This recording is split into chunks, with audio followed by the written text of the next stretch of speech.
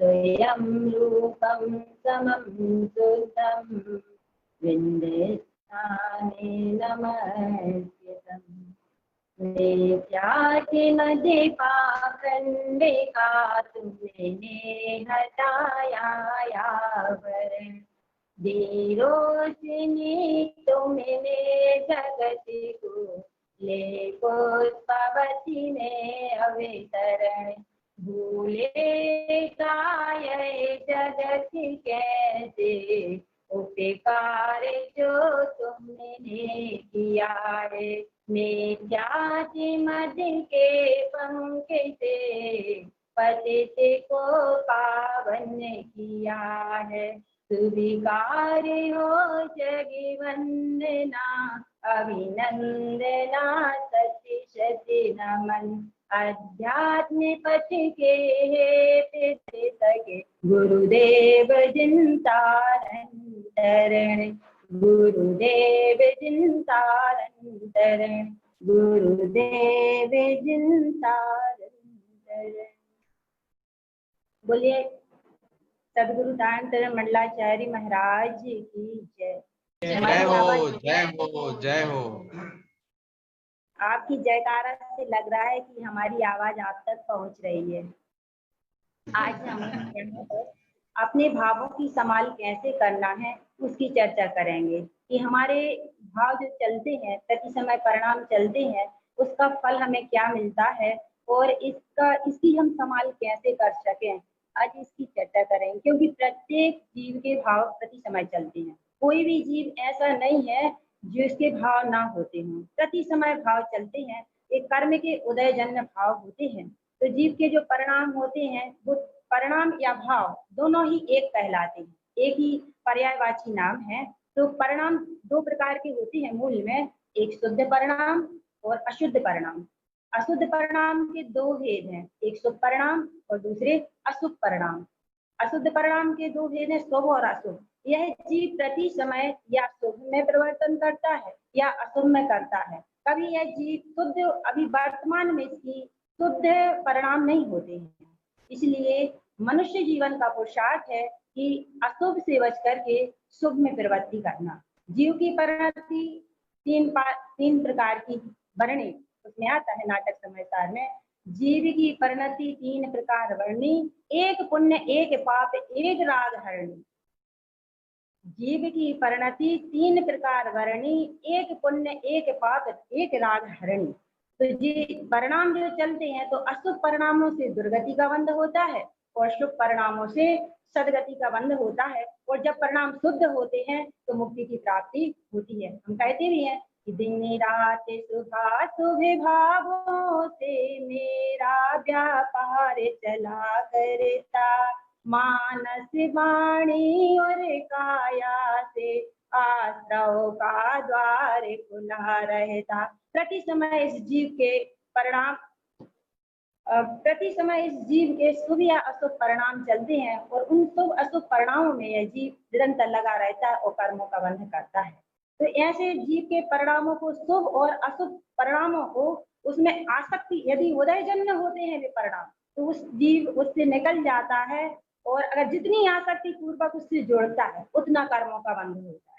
कहने का अभिप्राय यही है कि जो शुभ या अशुभ परिणाम चल रहे हैं तो ये तो कर्म के उदय जन्य चल रहे हैं परिणाम।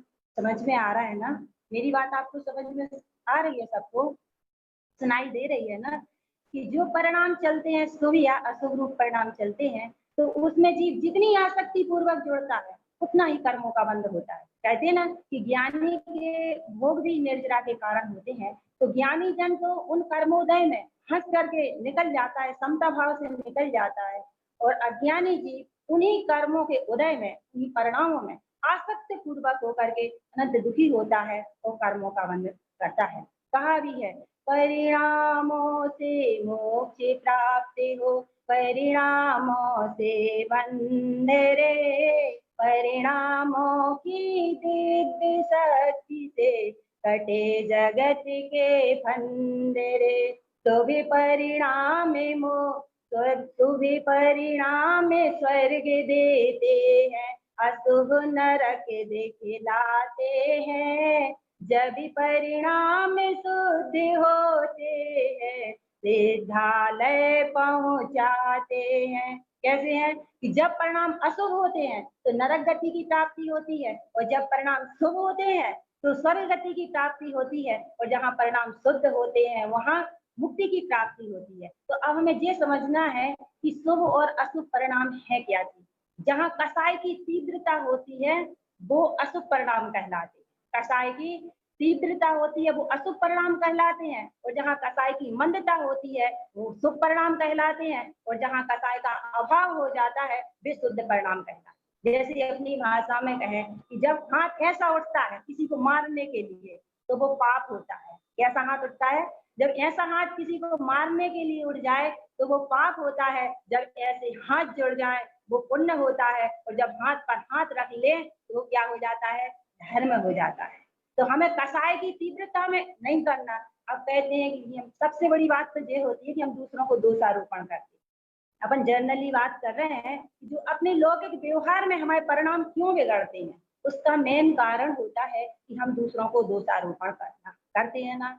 दूसरों को दोषारोपण कैसे करते हैं? भैया इनने ऐसी बात कही है इसलिए हमारे परिणाम बिगड़े, ये ऐसा ना कहते तो हमारे परिणाम नहीं बिगड़ते। हमारे ऐसी हम किस किस को दोष देते हैं? व्यक्ति को दोष देते हैं, वस्तु को दोष देते हैं, परिस्थिति को दोष देते हैं, या किसी घटना को दोष देते हैं ना। जबकि परिस्थिति पराधीन और मना स्थिति स्वाधीन होती है। परिस्थिति पराधीन होती है जबकि मना स्थिति कैसी होती है? स्वाधीन होती है। तो अपनी मना स्थिति को सुधारना है, परिस्थिति को कोई नहीं बदल सकता। अगर हम कहें कि परिस्थितियों से उससे हमारे परिणाम बिगड़ते हैं तो मुनिराजों के ऊपर कितने उपसर्ग आते हैं, सतियों के ऊपर कितने कितने उपसर्ग आते हैं ना, तो उनके परिणाम तो नहीं बिगड़े। उनने कितनी समता शांति पूर्वक सहन किया है। इसी तरह हमें भी समता शांति पूर्वक सारे कर्मों को सहन करके परिणाम नहीं बिगाड़ना। अगर हम परिणाम बिगाड़ेंगे, दूसरों को दोषारोपण करेंगे तो क्या होगा? क्या होगा? कर्मों का बंध। देखो लौकिक व्यवहार में हम कपड़े गंदे ना हो जाएं, इसके लिए हम धूल में नहीं बैठते, मिट्टी में नहीं बैठते, साफ जगह में बैठते हैं। क्यों बैठते हैं? कि हमारे कपड़े गंदे ना हो जाए। लेकिन आपको अपनी परिणति का ध्यान नहीं रहता है कि हमारी परिणति गंदी ना हो जाए। हमें इन परिणामों को ऐसा नहीं करना है, ये नहीं करना है। ऐसी कपड़ों की बड़ी चिंता रहती है लेकिन परिणामों की चिंता नहीं रहती है। भैया ऐसे परिणामों से हमें कहाँ जाना पड़ेगा? दुर्गति में जाना पड़ेगा। इसलिए अपने परिणामों का विचार करना, प्रति समय देखना अपने अंतरंग के परिणामों का कि हमारे अंतरंग में कैसे कैसे परिणाम चल रहे हैं। क्योंकि देखो बाहर में एक सीसीटीवी कैमरा लगा रहता है। बाहर में क्या होता है, कहीं कहीं आपने सभी जगह देखा होगा अक्सर करके सीसीटीवी कैमरा लगा रहता है तो उस पर लिखा रहता है सावधान, आप सीसीटीवी कैमरे की निगरानी में है या नजर में है। आप सावधान रहते हैं। क्यों रहते हैं सावधान? इसलिए कि उससे हमारे लिए क्या नहीं हो जाए? रिकॉर्डिंग नहीं हो जाए। अगर गलती हो जाएगी हम पकड़े जाएंगे, तो उसका तो हमें डर रहता है। लेकिन प्रति समय कर्मों की रिकॉर्डिंग हो रही कि नहीं हो रही? प्रति समय कर्म जैसे हम भाव करते हैं, जैसे कर्म हमें बंधन होता है और उसका फल हमें क्या करना पड़ता है? भविष्य में भोगना पड़ता है। इसलिए प्रति समय डरो कि हमारी क्या हो रही है? रिकॉर्डिंग हो रही है, और जैसी जैसी रिकॉर्डिंग होगी भविष्य में वैसा वैसा क्या होगा? उसका फल हमें भोगना पड़ेगा। देखो पंचों की दृष्टि में बहुत अच्छा बनना चाहती है, दुनिया की नजरों में बहुत अच्छा बनना चाहती है कि हमारे परिणाम किसी को पता ना चल जाए। ऊपर से बहुत अच्छे बनते हैं और अंतरंग में क्या चलता है? अंतरंग में कुछ भी परिणाम चलते रहे। क्यों? क्योंकि हमें सबकी दृष्टि में क्या बनना है? बहुत अच्छा बनना, अच्छा दिखना चाहते हैं। आचार्य कहते हैं कि तुम सबकी दृष्टि में अच्छा मत बनो, परमेश्वर की दृष्टि में अच्छा बन जाओ तो तुम पंचों की दृष्टि में भी अच्छे बन जाओ। किसकी दृष्टि में अच्छे बनना है हमें? पंचों की दृष्टि में नहीं, परमेश्वर की दृष्टि में अच्छा बनना है। और परमेश्वर अपनी सब भावों को जानते हैं। अगर हम उनकी दृष्टि में महान बन जाएंगे तो पंचों की दृष्टि में तो हम महान बन ही जाएंगे। तो अंतरंग में ये विचार करना है कि जैसे जैसे हमारे परिणाम है वो सब केवल यानी परमात्मा जानते हैं। जानते कि नहीं जानते? सर्व के परमात्मा जानते हैं। तो उनकी दृष्टि में महान बन जाओ, माने विपरागता की ओर बढ़ जाओ। जैसे अपने आचार्य श्री नारायण स्वामी ने ज्ञान समुच्चय सार की 96 नंबर की गाथा में एक कारिका गाथा लिखी है। उसमें उन्होंने प्रश्न किया है किसी ने कि सबसे पहले हमें क्या करना। यदि हमें साधना करना है तो साधना के मार्ग में बढ़ना है या हमें धर्म की प्राप्ति करना है तो सबसे पहले हम क्या करें? तो आचार्य श्री वृंदावन स्वामी ने 96 नंबर की गाथा में कहा है, प्रथमम भाव शुद्धम च अशुद्धम तिक्त परान्मुखम परिणाम बंध मुक्तम च उपभोगम तिक्त मनासुतम। क्योंकि प्रथमम भाव शुद्धम च, सबसे पहले अपने परिणामों को शुद्ध करो। क्योंकि क्यों करना परिणामों को शुद्ध? क्योंकि परिणाम बंध मुक्तम च, परिणाम ही बंध के कारण है और परिणाम ही मुक्ति के कारण है। इसलिए क्या करना? सबसे पहले अपने परिणामों की संभाल करना। देखो, अगर हम एक काम करें कि अपने परिणामों को छुपा लें कि किसी को हमारे परिणाम पता ना चले और हम सबकी दृष्टि में बहुत अच्छे बने रहे। कई लोग मायाचारी करते हैं ना, मायाचारी, अंदर में कुटिल परिणाम भी रहते हैं। 4 प्रकार के परिणाम बताए हैं, 4 प्रकार के पुरुष का वर्णन किया है नाटक समय सार में। वो कहा है कि सबसे उत्तम पुरुष होते हैं वे किसमिस की तरह होते हैं। याद है? उत्तम पुरुष होते हैं वे किसमिस की तरह होते हैं कि अंदर से भी कोमल होते हैं, बाहर से भी कोमल होते हैं और मीठी भी होती किसमिस होती ना। दूसरे मध्यम पुरुष होते हैं वे नारियल की तरह होते हैं। नारियल देखा, भीतर से मीठा होता है, बाहर से कड़ा होता है। और अधम पुरुष होते हैं वे बेर की तरह होते हैं। वेर मतलब ऊपर से वो नरम होता है और अंदर से कैसा होता है? कठोर होता है। और अधम से अधम पुरुष होते हैं वे सुपारी की तरह होते हैं। अब वहां पर क्या बोला जाता हमें नहीं पता, लेकिन सुपारी मतलब वो फल आता है जो, तो उस वो बाहर से भी कठोर रहता है और भीतर से भी कठोर रहता है। तो जो मायाचारी के जो जीव परिणाम करता है उसका फल उसको ही भोगना पड़ता है। कैसे भोगना पड़ता है? एक उदाहरण के माध्यम से समझेंगे। एक कारीगर था, वो कारीगर बहुत अच्छी महल बनाता था। तो राजा के उसमें आदरणीय सारे दीदी, महल बनते थे। हेलो श्रद्धेय दीदी। हाँ, दीदी थोड़ा सुन आप रहे थे? जब बात, हाँ मैं बात करना चाह रहा हूँ आपसे 1 सेकंड के लिए। जी थोड़ा सा आप, हाँ आप जब हमें मार्गदर्शन कर रही है तो थोड़ा अपना स्पीड जो है वो थोड़ा स्लो रखिएगा। मतलब क्या हो रहा है कि फास्ट हो रहा है थोड़ा सा। आप स्लो बोलिए, बाकी क्लियर है, सब बाकी सब क्लियर है, निश्चिंत रहे। बहुत अच्छा। एक कारीगर महल बनाता था, बहुत अच्छे महल बनाता था। तो राजा के उसने बहुत सारे महल बनाए थे और एक बार क्या हुआ कि राजा ने उनसे कहा कि तुम उसको मिस्त्री को बुलाया, कारीगर को बुलाया और कहा कि तुम एक महल तैयार करो। और उनके लिए जगह दे दी गई महल बनाने के लिए और उनसे कह दिया कि जितने पैसे तुम्हें चाहिए हो राजकोष से ले जाओ। क्या बोले? कि जितने पैसे चाहिए महल बनाने में, जितने भी पैसे लगे तो हमारे राजकोष से ले जाओ। बहुत सुंदर से सुंदर, अच्छे से अच्छा महल बनना चाहिए। वो कारीगर पैसे लेकर के महल बनाना तैयार करता है, महल बनाना शुरुआत करता है और महल बनाता है। लेकिन उसके मन में क्या विचार आ जाता है कि राजा तो पैसे दे ही रहा है, तो वो पैसे तो ज्यादा लेकर के आता है, लेकिन उसके कम क्वालिटी का माल उसमें लगा देता है। माने कम पैसे लगाता है महल में, रद्दी क्वालिटी का, कम क्वालिटी का माल उसमें, कमजोर जो माल होता है वो लगा देता है और कुछ पैसे बचा करके रख लेता है। ऐसा करते हुए उसने पूरा महल तैयार किया, बहुत सुंदर महल तैयार किया। अब राजा का जब महल बनकर तैयार हो गया तो सब लोग उनके पास में गए और कहते हैं, देखते हैं जब उनकी महल की ओपनिंग होती है तो बहुत सुंदर, सबने बहुत प्रशंसा की उसकी। अब राजा कहते हैं कि कारीगर ने बहुत सुंदर सुंदर महल बनाए हैं, अब इनके लिए पुरस्कार देना है। पुरस्कार देने की बारी आई है और सबने बहुत प्रशंसा भी कर रहे थे उस महल की। जब पुरस्कार का समय आया तो राजा ने कहा कि इस कारीगर ने हमारे बहुत सारे महल बनाए हैं, लेकिन मुझे दुख इस बात का है कि ये हमेशा एक पुराने मकान में, टूटे फूटे मकान में रहता है। तो आज ये महल मैं कारीगर के लिए पुरस्कार स्वरूप देता हूँ। क्या दिया? पुरस्कार के रूप में कारीगर के लिए वो क्या दे दिया? उन्हें महल दे दिया। अब सबको खुशी है, सब लोग बहुत खुशी मना रहे हैं, लेकिन उसके लिए खुशी नहीं हो रही। क्यों नहीं हो रही उसके लिए खुशी? क्यों नहीं हुई उसके लिए खुशी? इसलिए नहीं हो रही है कि उसने क्या किया था, उसमें कम क्वालिटी का माल लगाया था, रद्दी माल लगाया था।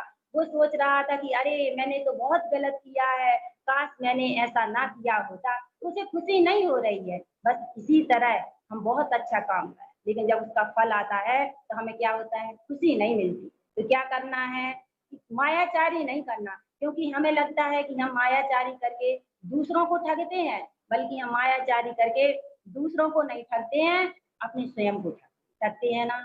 अपनी स्वयं का मायाचारी करके स्वयं ही कर्मों का बंध करते हैं। तो अपने कर्मों का ऐसा बंध ना हो, इसके लिए प्रति समय सतर्क और सावधान रहना।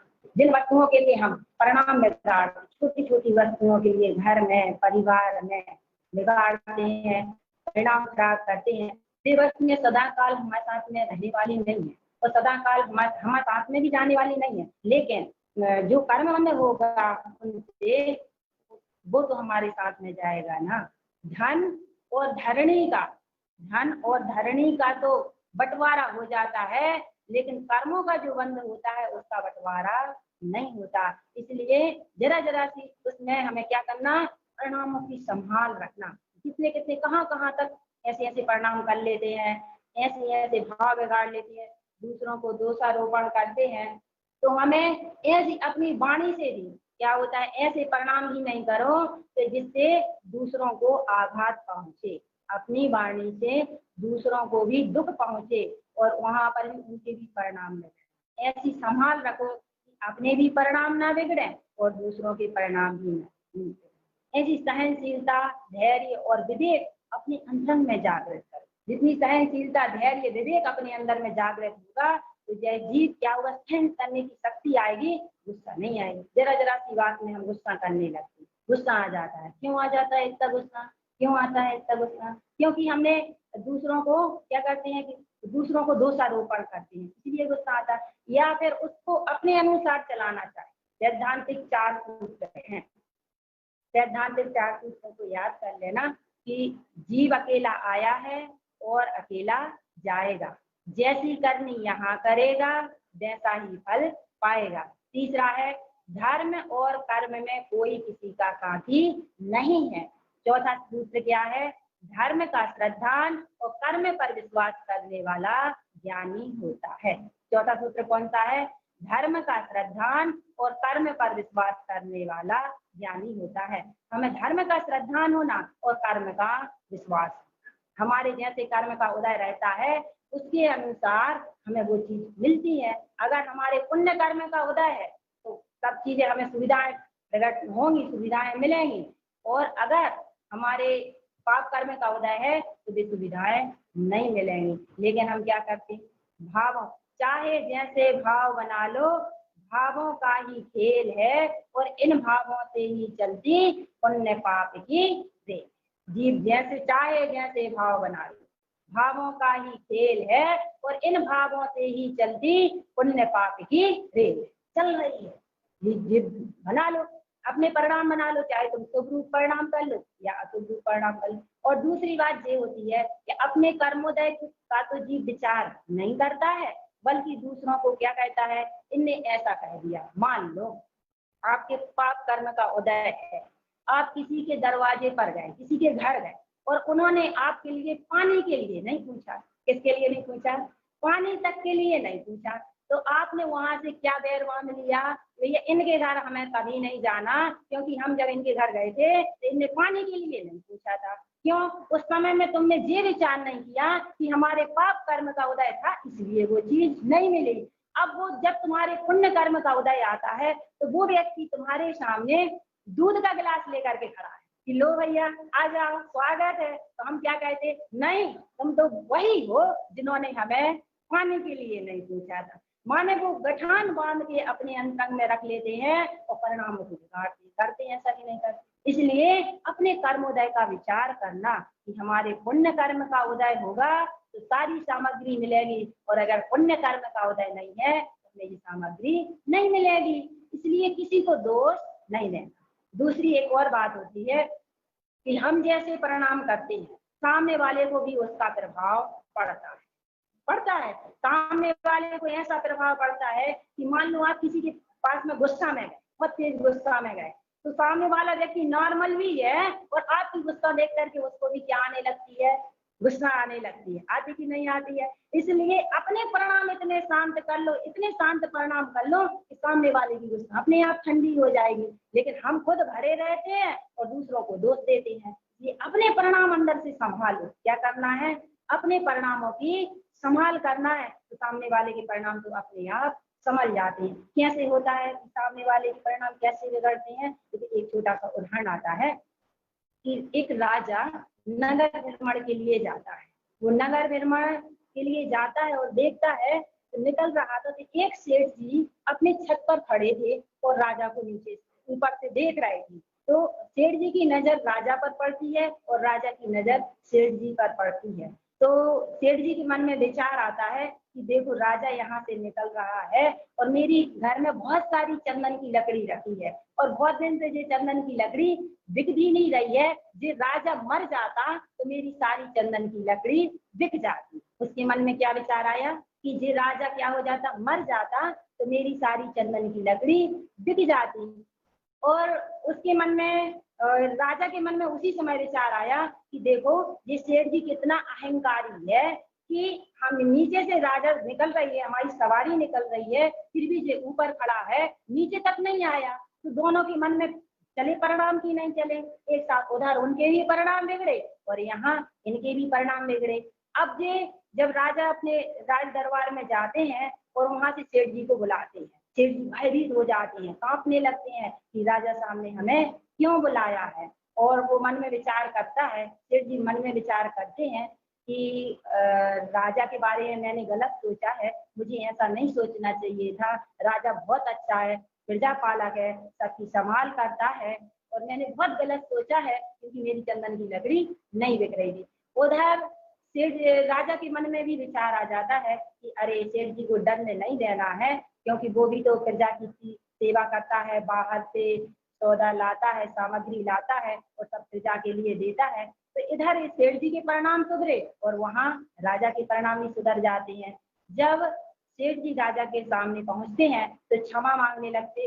राजा पूछते हैं उनसे कि ऐसे परिणाम क्यों हुए, आखिरकार क्या बात है। उन्होंने कहा कि यदि हमें कोई दंड ना दे तो मैं अपनी बात को प्रकट करूं। उन्होंने कहा निर्भयता से तुम प्रकट करो। उन्होंने कहा मेरे मन में ये विचार आया था कि काश ये राजा मर जाता तो मेरी सारी चंदन की लकड़ी बिक जाती। तब राजा के लिए वैसे परिणाम आने लगे। तो राजा ने उनकी सारी चंदन की लकड़ी खरीद ली। कहने का तात्पर्य यह है कि हमारे जैसे परिणाम यहाँ चलते हैं, सामने वाले व्यक्तियों को भी वो क्या होने लगते हैं, प्रभावित करने लगती हैं। इसलिए अपने परिणामों की संभाल करो तो अपने दूसरे के परिणाम भी अपने प्रति नहीं बिगड़ेंगे। जरा जरा की बात में हम क्या करते हैं, दूसरों की निंदा, चुगली, बुराई करते कि नहीं करते। ईर्ष्या के बस होकर के जो करते हैं, उससे हमें क्या मिलेगा? बताओ क्या मिलेगा? कुछ भी मिलने वाला नहीं है, बल्कि कर्म का बंध होगा और नीच गोत्र का भी बंध होता है। दूसरों की निंदा करने से, चुगली करने से यह नीच गोत्र का बंध होता है। इसलिए हमें किसी की निंदा, चुगली, बुराई भी नहीं करना चाहिए, क्योंकि कहा है निर्मल रखो नित्य परिणाम अपने, भौतिक सुखों से सजाओ न डेरा, जग में रहो इस तरह देखी जैसे जल में रहे कमल का बसेरा। कैसे रहना है कि जैसे जल में कमल का बसेरा रहता है, ऐसे संसार में रहो। तो क्या होगा कि हमारे लिए कर्म का बंधन तो नहीं होगा, भविष्य में भी दुर्गति की प्राप्ति नहीं होगी और वर्तमान में भी हमारे परिणाम शांत होंगे तो सुख और शांति और आनंद की प्राप्ति होगी। तो आज हम क्या करते हैं कि कर्म का बंध तो कैसा करते हैं, अशुभ रूप करते हैं। जैसे परिणाम चलते हैं उसके अनुसार कर्म का बंध होता है। तो कर्म का बंध परिणाम तो अशुभ करते हैं, मायाचारी के करते हैं, छल कपट के करते हैं, निंदा, चुगली, बुराई करते हैं और उससे क्या पाना चाहते हैं, अच्छा परिणाम पाना चाहते हैं ना।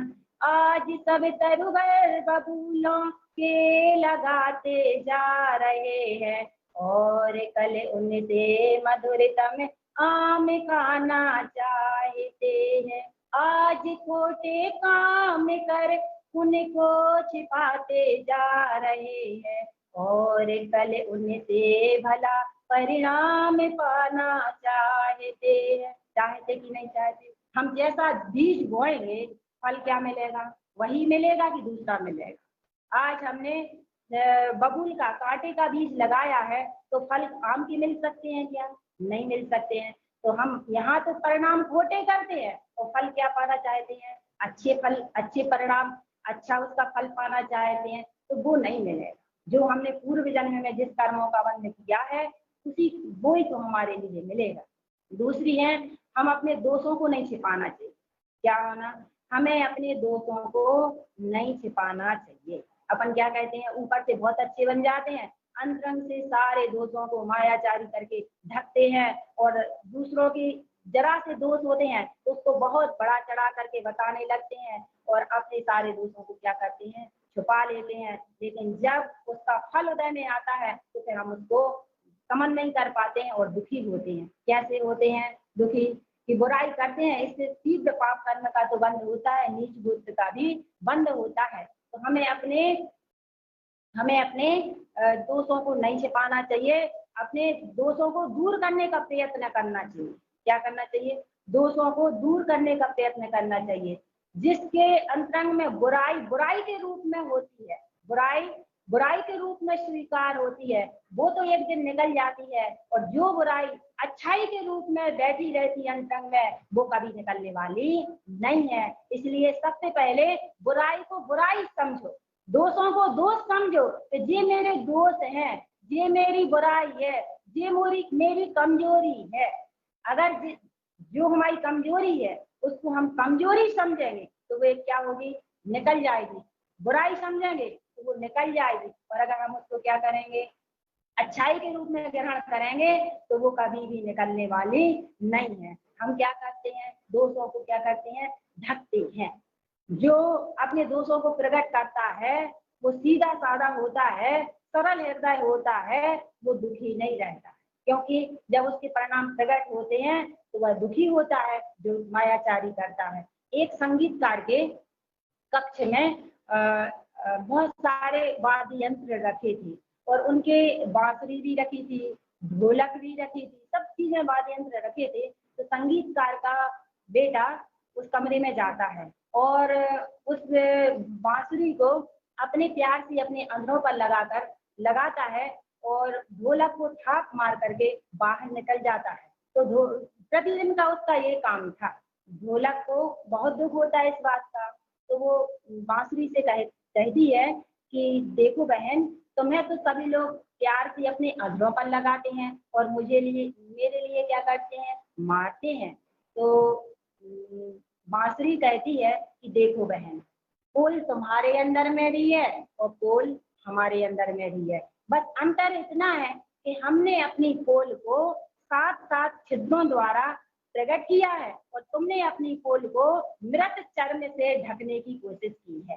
तो ढकने की कोशिश की है इसलिए तुम्हें मार गलती है, और जबकि हमें सब लोग प्यार करते हैं। ऐसे ही जो अपने दोषों को निकालने की कोशिश करता है तो वो सबका प्रिय बन जाता है, लेकिन जो दोषों को क्या करता है, ढांकता है, तो वो मायाचारी करता है, तो उसके परिणाम प्रति समय तो अशुभ होते ही होते हैं, लेकिन वर्तमान में भी वह सुख काल की में रह पाता नहीं है। तो क्या करना, अपने दोषों को प्रकट करना, छुपाना नहीं, मायाचारी के परिणाम नहीं करना, छल कपट के परिणाम नहीं करना, क्योंकि वो हमें खुद दिखाई दे रहा है। हमारा परिणाम हमारा दर्पण होता है, हमारा आईना होता है। इसलिए क्या करना है, इस ज्ञान के दर्पण में हमें अपने दोषों को देखना है। एक चीज है, मान में दूसरों के दोष दिखाई देते हैं और ज्ञान में अपने दोष दिखाई देते हैं।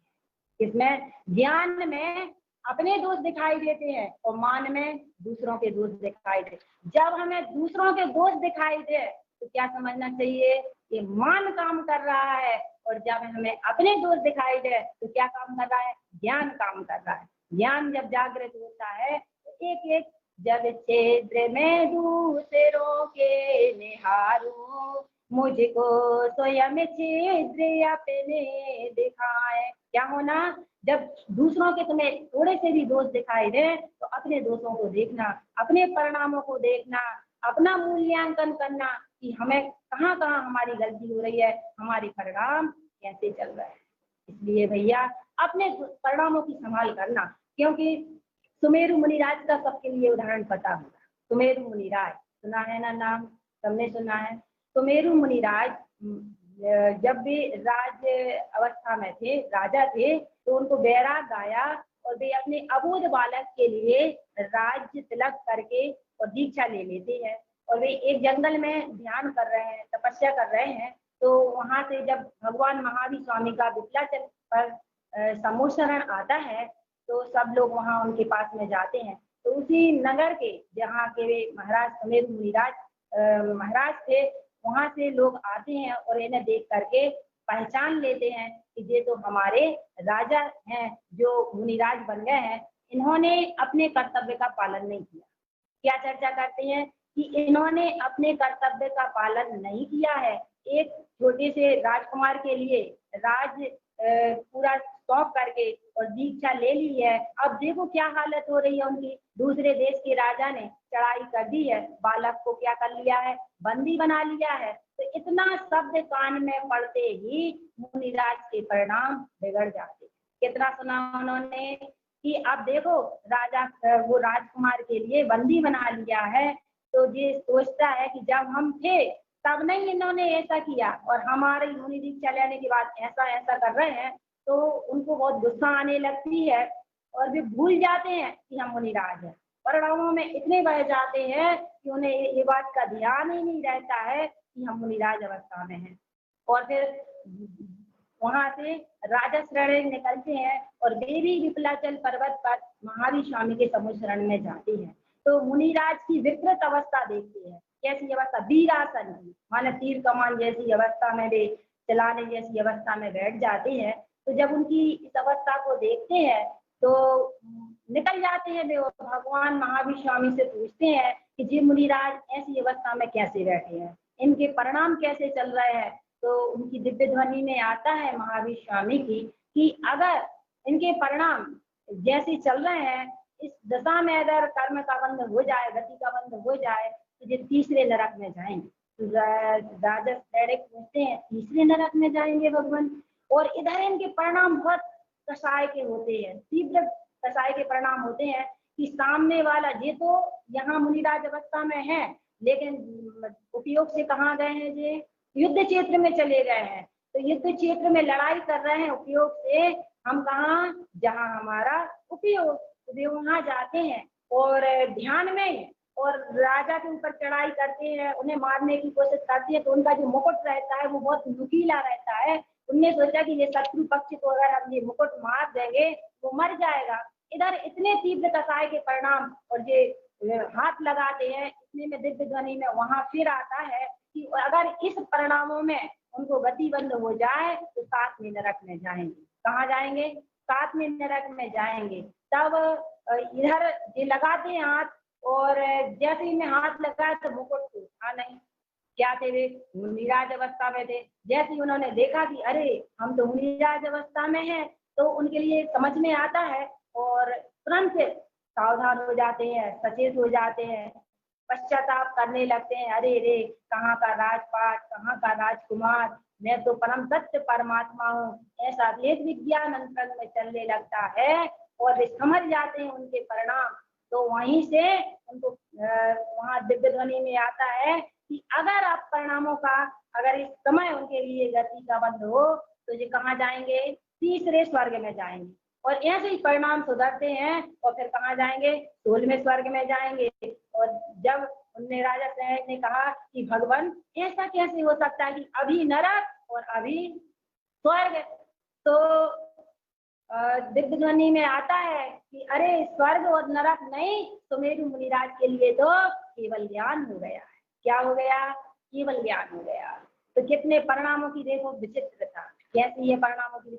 एक क्षण में कितने निकृष्ट परिणाम हो गए कि नरक गति जैसे जाने के परिणाम हो गए, और दूसरे क्षण में कैसे परिणाम हुए कि वहां स्वर्ग गति में जाने के परिणाम हो गए। तो भैया ऐसे परिणाम अपन प्रति समय कर रहे हैं, और कितने कितने कर्मों का बंध कर लेते हैं। करते कि नहीं करते हैं, कौन कौन सी गति में जाने रूप परिणाम करते हैं।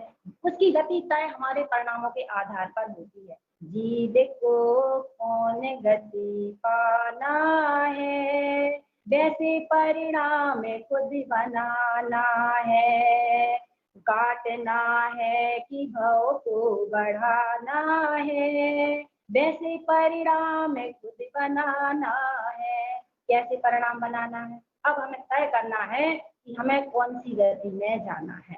बताओ, दिन ऐसा नहीं है, कई लोग कहते हैं कि अभी तो मौज मस्ती कर लो, जिंदगी में बहुत मौज मस्ती कर लो, अंत समय में परिणाम सुधार लेंगे, अंत भला तो सब भला, अंत भला तो सब भला। ऐसा नहीं है, जिंदगी भर तुम्हारे जैसे परिणाम चलेंगे, अंत समय में वैसे ही परिणाम रहेंगे। जैसे आपने भोजन में इलायची वाला दूध पिया है, खीर खाई है, तो डकार किसकी आएगी? खीर की आएगी। और लहसुन प्याज खाएंगे तो डकार किसकी आएगी? लहसुन प्याज की आएगी। तुम कहो कि हम खाएं लहसुन प्याज और लास्ट में डकार काय की आ जाए, इलायची की आ जाए, तो वो आने वाली नहीं है। इसी तरह जीवन में हम जिंदगी भर जैसे परिणाम करेंगे, परिणामों में तिष्ठते है, अंत समय में हमें वैसी परिस्थिति, वैसे ही वातावरण निर्मित हो जाते हैं, हमारे परिणाम भी वैसे ही चलने लगते हैं। इसलिए वर्तमान के परिणामों को संभाल, क्या करना है? वर्तमान के परिणामों की संभाल करना है, क्योंकि अगर हमें बंध के समय यह जीव स्वाधीन होता है, लेकिन उदय के समय पराधीन होता है। कैसे होता है? जब यह जीव कर्म का बंध करता है, जब स्वाधीन होता है। अभी हम स्वाधीन है कि हमें कैसे कर्मों का बंध करना है, बंध के लिए स्वाधीन है, लेकिन उदय के लिए या भोगने के लिए हम स्वाधीन नहीं है, वो तो हमें भोगना पड़ेगा। फिर भले ही ज्ञानी ज्ञान पूर्वक भोगते हैं और अज्ञानी रो रो करके उन कर्मों को भोगते हैं। इसलिए अगर हमें उदय के समय नहीं रोना है, अगर कर्म के उदय के समय में रोना नहीं है, तो क्या करना है? कर्म के बंध के समय चेतना है। चेतना है माने सावधान होना है, संभलना है, अपनी परिणति को कैसी बनाना है? निर्मल बनाना है, शुद्ध बनाना है। अगर हमारे परिणाम शुद्ध होते हैं तो हमारा जीवन सुखमय होगा। वर्तमान जीवन तो सुखमय होगा, भविष्य भी हमारा कैसा हो जाएगा? सुखमय, शांतिमय, आनंदमय होगा। और इसके लिए हम स्वाधीन, हम पराधीन नहीं है। कर्मों का बंध करने के लिए जैसे परिणाम हमें करना है, उसके लिए हम स्वाधीन है कि पराधीन है? बताओ, स्वाधीन है कि पराधीन है? हमें लगता है कि हम पराधीन है, लेकिन जीव परिणामों के शुभ अशुभ परिणामों को करने के लिए पराधीन नहीं है, स्वाधीन है। कोई हमें कितना ही गुस्सा दिलाए तो हम नहीं करें गुस्सा, तो क्या हमें गुस्सा आ जाएगा? नहीं आ सकता। कितने कितने ज्ञानी जन हुए हैं, उनके ऊपर कितने कितने उपसर्ग किए हैं, लेकिन उनके लिए गुस्सा नहीं आती है। और हमें जरा जरा सी बात में गुस्सा आए, मायाचारी करें, अहंकार करें, क्रोध करें, तो उसका फल किसको मिलेगा? हमारे लिए मिलेगा ना, हमारे लिए भोगना पड़ेगा ना।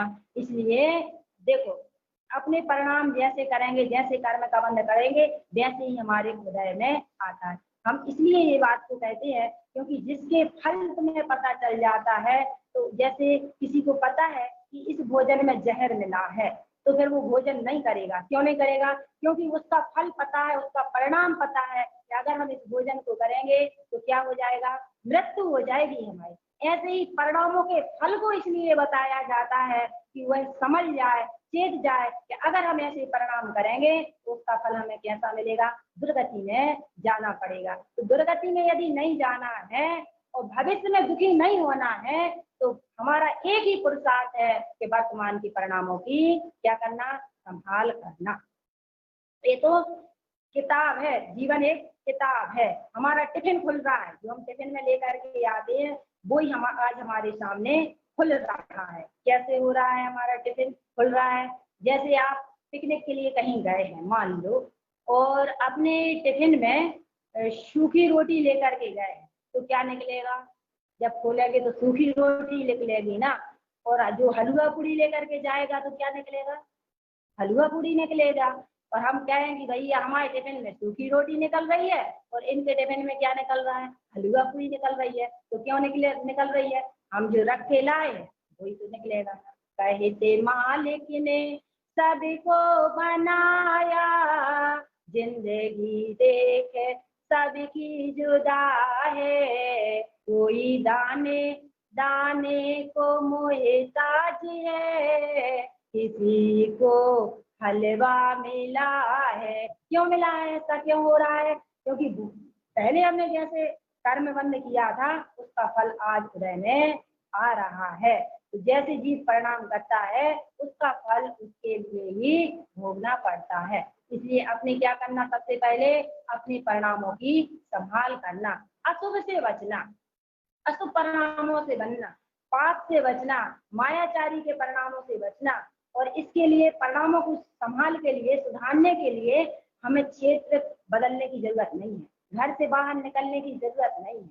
जहां भी रहेंगे वहीं हम अपने परिणामों की संभाल कर सकते हैं। दुकान में हो या घर में हो या व्यापार में हो, कहीं भी रहें, जहां भी रहेंगे वहां अपने परिणामों की संभाल करना, शुद्ध रखना। और दूसरी बात ये है, परिणामों की संभाल के लिए उदय के समय में सावधान रहना। जब विपरीत परिस्थितियां बनती हैं उस समय में परिणामों की संभाल रखना। अब तुम कहो कि भैया हमारे अंदर में इतनी क्षमता ही नहीं है, इतनी कैपेसिटी नहीं है कि हम सहन कर सके, हमें गुस्सा आ जाती है। तुम्हारे अंदर में अथाह शक्ति है, कैपेसिटी है, लेकिन हम उसका क्या करते हैं, प्रयोग नहीं करते। जहां प्रयोग करना पड़ता है हम वहां प्रयोग करते हैं। कैसे प्रयोग करते हैं?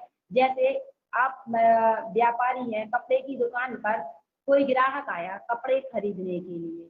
अब उसने बहुत सारे कपड़े देखे आपके दुकान पर, और उसने जब आधा घंटे तक परेशान करके और फिर कहने लगा कि हमें तुम्हारे कपड़े पसंद नहीं आए, तो आपको गुस्सा तो बहुत आती है, लेकिन आप गुस्सा नहीं करते उस समय में। क्यों नहीं करते गुस्सा? कि अगर गुस्सा करेंगे तो ये ग्राहक फिर दोबारा दुकान पर नहीं आएगा। तो आप मुस्कुरा कर उससे कहते हैं कि ठीक है भाई साहब, जब नया माल आएगा तब पुनः पधारें, ऐसा कहते हैं। तो वहां पर इतनी क्षमता कहाँ से आई है अंदर में? तो आई है। तो भैया जैसे रिजर्वेशन हमारा नहीं है मान लो, और हम ट्रेन में जाते हैं या बस में जाते हैं, बहुत भीड़ रहती है, उस बहुत भीड़ में हमें खड़े खड़े जाना पड़ता है, तो हम क्या विचार करते हैं? वहाँ गुस्सा नहीं, गुस्सा आती है लेकिन समता रखते हैं। क्यों रखते हैं समता? इसलिए रखते हैं कुछ समय की तो बात है, ऐसा करते हैं ना, सोचते हैं कि कुछ समय की तो बात है, थोड़ा ही सा तो सफर है। ऐसे ही प्रति समय परिस्थितियों में, कर्मोदय में बन जाए कोई भी परिस्थितियां, कोई भी संयोग, कोई भी ऐसी स्थिति बनती है, तो उस समय में इस बात का ध्यान रखना कि कुछ समय की तो बात है, थोड़े समय की बात है, फिर ये क्या होगी, ये परिस्थिति क्या हो जाएगी, निकल जाएगी, चली जाएगी। हमेशा कोई भी परिस्थिति रहने वाली नहीं है। इसलिए प्रति समय सतर्क और कैसे रहना, सावधान रहना, भेद ज्ञान और तत्व निर्णय करना, कर्मोदय का विचार करना, पुण्य पाप का निर्णय करना, और सतर्क सावधान रहते हुए अशुभ से बचना और शुभ में प्रवृत्ति करना। क्योंकि अशुभ कर्मों से यह जीव 4 गति 84 लाख योनियों में परिभ्रमण करके दुखी होता। तो आज हमारा वर्तमान का पुरुषार्थ इतना है कि अशुभ से बचना और शुभ में प्रवृत्ति करना, शुभ में लगना और शुद्ध की भावना आना। ऐसा विचार करना कि अब हमसे कोई भी ऐसा कर्म का बंधन ना हो जाए, ऐसे परिणाम ना बिगड़ जाए कि जिससे फल हमें ही इसका भोगना पड़े। क्योंकि एक एक समय का परिणाम का फल अनंत संसार होता है। कितने कितने भाव बढ़ जाते हैं कि वर्तमान योग में हमने कितनी सारी कहानियां सुनते हैं, उदाहरण सुनते हैं कि जरा सी गलती से इतने इतने भाव तक व्यय चलता है और दुख भोगना पड़ते हैं। तो अपने कर्मोदय का विचार करके और ऐसी भावना भाना कि अब हमें एक ही पुरुषार्थ है हमारा कि परिणामों की संभाल करना। देखो, ज्ञानी जीव का पुरुषार्थ होता है उपयोग की संभाल करना, अज्ञानी जीव का पुरुषार्थ होता है परिणामों की संभाल करना, और मनुष्य जीवन का पुरुषार्थ होता है अशुभ से बच करके शुभ में लगना, शुभ में प्रवृत्ति करना। जी हमारा वर्तमान का पुरुषार्थ, यही तो हमारे हाथ में है। और क्या चीजें हाथ में? और दूसरी वर्तमान ही हमारे हाथ में है, भविष्य हमारे हाथ में नहीं है, भूतकाल भी हमारे हाथ में नहीं है। क्या बताओ? भूतकाल जो बीत गया वो हमारे हाथ में नहीं है, वो तो निकल गया। और हम वर्तमान में क्या करते हैं, या तो भूत की स्मृति करके दुखी होते रहते हैं, विचार करते रहते हैं, अरे भैया हमारे साथ में ऐसा हुआ, ऐसा होता है, ऐसा हुआ था, उनने हमारे साथ ऐसा कहा था। तो कभी कभी हम भूतकाल की सारी स्मृतियों में खोए रहते होते हैं ना, और कभी कभी भविष्य की योजनाएं बनाते रहते हैं। और हमने देखा होगा कि जो भविष्य की हम योजनाएं बनाने में लगे होते हैं वे सारी योजनाएं धरी की धरी रह जाती है, और जो कभी हम सोचते नहीं है वैसी घटना घट जाती है। घटती है कि नहीं घटती? इसलिए ना भविष्य की योजना बनाना है, ना भूतकाल की स्मृतियों में खोना है, वर्तमान जो हमारे सामने है उसमें साक्षी भाव पूर्वक जीवन जीते हुए अपने परिणामों को संभाल करना है। जितना अपना समय जाए स्वाध्याय में, चिंतन में, मनन में, उसमें अपने उपयोग को लगाएं और समता शांति धैर्य पूर्वक निकलते चले। अगर कोई परिस्थिति बनती है, अब संयोगी जीवन है, घर गृहस्थी में जीवन है, बनती है सारी परिस्थितियां, कर्मोदय आते हैं, तो जब आप गाड़ी चलाते हैं तो बीच में क्या मिलते हैं? अरे ब्रेकर लगे होते हैं, ब्रेकर। तो ब्रेकर जब आते हैं तो गाड़ी को क्या कर लेते हैं? स्लो कर लेते हैं, स्लो करके और फिर धीरे से निकल जाते हैं। और ऐसे ही कर्मोदय ब्रेकर की तरह होते हैं। जो ब्रेकर आते ना, तो कर्म के उदय भी ब्रेकर की तरह होते हैं, बीच में आ जाए तो क्या कर लेना? अपनी गाड़ी स्लो करना। गाड़ी स्लो करने का मतलब है वहां धैर्य रखना, विवेक रखना, क्षमता से सहन करते हुए धीरे से अपना मार्ग बना के आगे निकल जाना। जैसे आप रास्ते से जाते हैं तो बीच में कोई खाई मिल जाए, गड्ढा मिल जाए, तो क्या करते हैं? साइड से होकर के निकल जाती है। ऐसे ही कोई भी परिस्थिति बन जाए, कोई भी कर्म का उदय आ जाए, कोई भी ऐसा संयोग आ जाए, तो क्या करना? विवेक पूर्वक बच करके निकलना, लेकिन उसमें उलझना नहीं है, अपने मार्ग से च्युत नहीं होना। ये हमारा वर्तमान का पुरुषार्थ है, क्योंकि मनुष्य तो विवेकवान नहीं तो पशु के समान। अगर इतना विवेक हमारा जागृत हो जाता है तो हम विवेकवान है, हमारा पुरुषार्थ है, हम ज्ञानी है, स्वाध्याय का फल हमारे लिए मिलता है। और अगर जरा जरा सी बात में हमने निंदा, चुगली, बुराई, ईर्ष्या, बेमनस्ता इसमें अपने जीवन को व्यतीत किया है, समय को व्यतीत किया है, तो क्या होगा? इससे हमारे स्वाध्याय का कोई फल नहीं है। अगर परिणामों की संभाल नहीं हुई है, हमने क्या स्वाध्याय किया? स्वाध्याय किया, हमने सुना है, समझा है, इसीलिए ना कि हमारा जीवन कैसा बन जाए, सुख शांति और आनंदमय बने।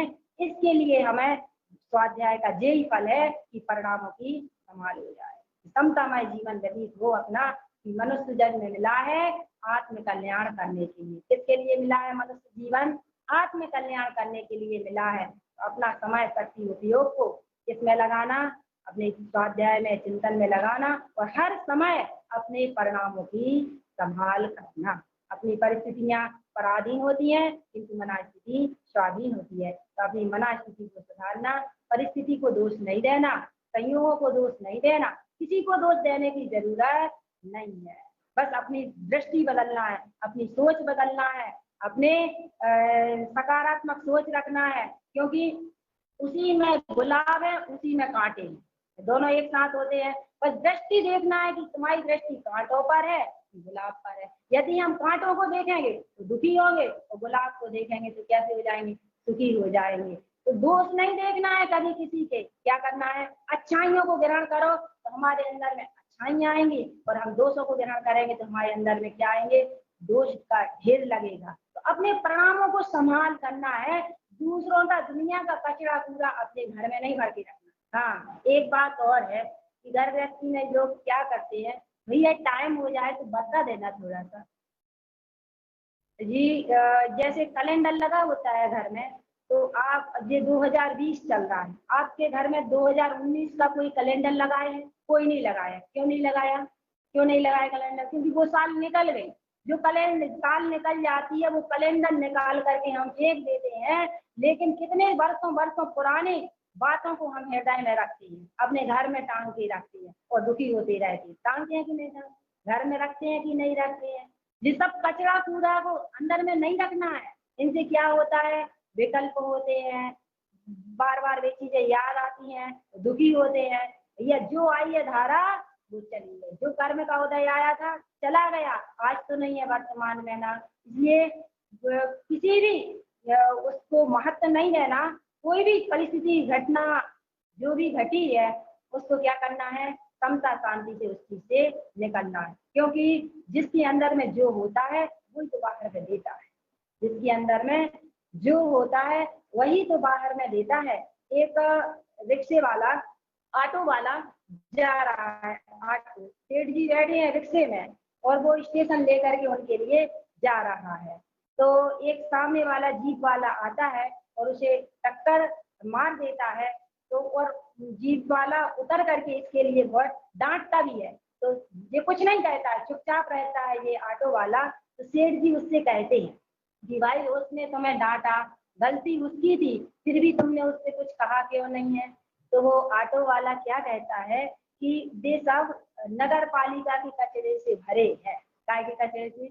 नगर पालिका के कचरे से भरे हैं, उनके अंदर में गुस्सा है तो वो कहीं ना कहीं तो वे निकालेंगे। इसलिए हमें अपने उनके कचरे को हमें अपने अंदर में ग्रहण नहीं करना है। ये निकल गए। ऐसे ही जो किसी कसाय में, गुस्सा में, टेंशन में रहते हैं, वे अपने से कुछ बोलते हैं तो क्या करना, उनकी बातों को ग्रहण नहीं करना, बुराइयों को ग्रहण नहीं करना, उनकी बातों पर ध्यान नहीं देना और क्या करना, अपने कर्मोदय का विचार करना और अपने परिणामों की संभाल करना। क्योंकि अपने परिणाम ही बंधन के कारण है और अपने परिणाम ही मोक्ष के कारण है। इस प्रकार अपने परिणामों की निरंतर संभाल करें, यही सदगुरुओं की परम पावन कृष्णा है।